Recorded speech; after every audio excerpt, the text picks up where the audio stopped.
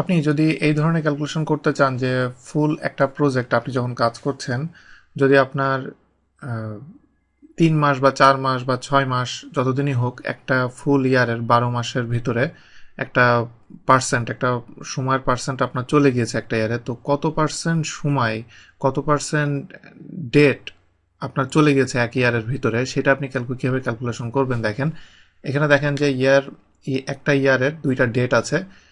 এই 2টা ডেটের রেসপেক্টে ফুল একটা ইয়ার যে 12 মাস, 12 মাসের ভিতরে আমার কত পার্সেন্ট চলে গিয়েছে সেটা আমি কিভাবে ক্যালকুলেশন করব।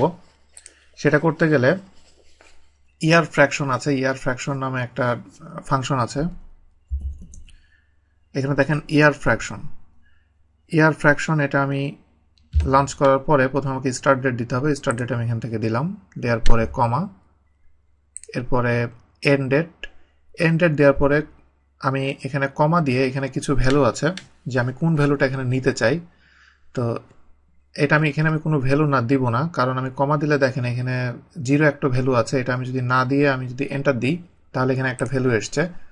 আমি যে ভ্যালুগুলো একটু আগে আমি দেখাচ্ছিলাম সেই ভ্যালুগুলো এখানে যেগুলো একটু আগে এসেছিল, যে প্রথমে 0 অর অমিটেড, যদি আমি কোনো অমিট করি তাহলে সে কিভাবে ক্যালকুলেশন করবে, 1 দিলে কিভাবে ক্যালকুলেশন করবে সেইগুলা। তো যেহেতু আমি এখানে 0 দিলাম, 0 দেওয়ার কারণে সে অ্যাকচুয়ালি কাউন্ট করলো 360 দিনের একটা বছর সে কাউন্ট করেছে।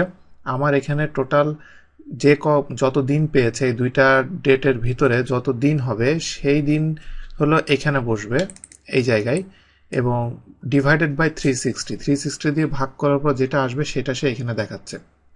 এখন আমি যদি 360 না বলে আমি যদি বলি যে আমার 365 এর ভিতরে লাগবে, যেমন সেটা হলো নাম্বার 3, কারণ আমি 365 ডেজের ভিতরে চাচ্ছি। তো সেই ক্ষেত্রে আমি 365 চাইলে আমাকে এখানে কমা দিয়ে এখানে দেখেন যে অ্যাকচুয়াল বাই 365, যেহেতু আমার নাম্বার 3 দিতে হবে। এটা দিয়ে আমি এন্টার দিলে সে 365 এর ভিতরে সে 365 দিয়ে সে ডিভাইডেড করে এখানে কত পার্সেন্ট টাইম চলে গিয়েছে একটা ইয়ারের সেটা এখানে শো করছে। এখন যদি এমন হয় যদি আপনার লিপ ইয়ার হয় তাহলে সেক্ষেত্রে আপনি কি করবেন?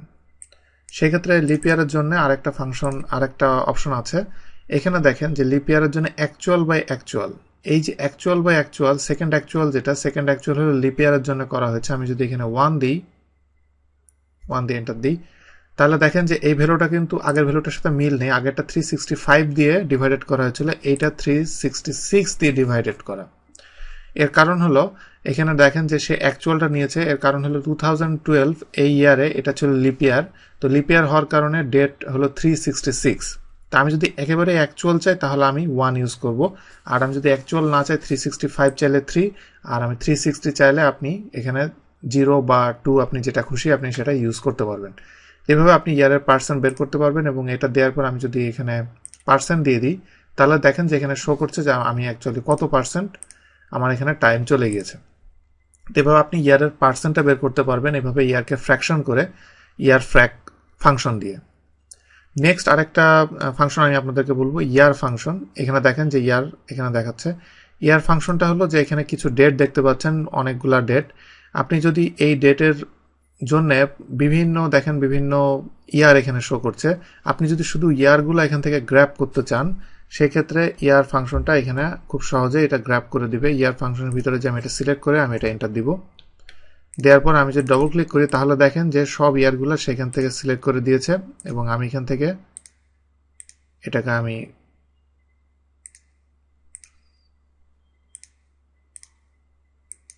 ফিল্টার করার পরে সিরিয়াল ওয়াইজ আমি এই ইয়ারগুলো এখান থেকে আমি পেয়ে যাব। এভাবে আপনি খুব সহজেই আপনি ইয়ার ফাংশনের মাধ্যমে আপনি এটা শুধু ইয়ারগুলো আপনি ডেটের ভিতর থেকে বের করে আনতে পারবেন।